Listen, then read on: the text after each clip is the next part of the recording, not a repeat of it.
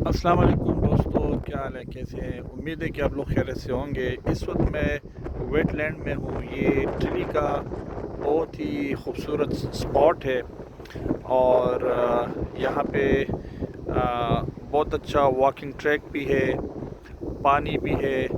यहाँ पे एक रेस्टोरेंट भी है।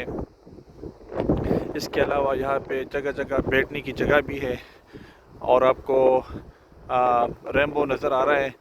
बहुत ही खूबसूरत मौसम। आज काफ़ी ठंड है और यहाँ पे लोगों की इस तरह की गहमा गहमी आज नहीं है, क्योंकि मौसम थोड़ा सा ठंड है।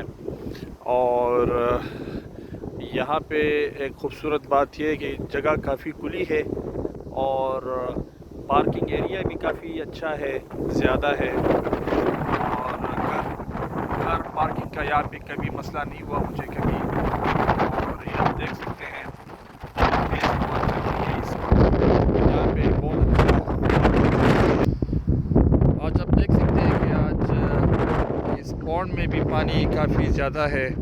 आज टेम्परेचर तकरीबन 8 डिग्री सेंटीग्रेड है और पिछले दिनों से काफ़ी बारिशें हुई है, तो इसी वजह से पानी बहुत ज़्यादा है इस तालाब में। यहाँ आज बहुत ही ज़बरदस्त माहौल है। आप देख सकते हैं कि जगह काफ़ी साफ़ सुथरी है, मौसम भी बहुत अच्छा है।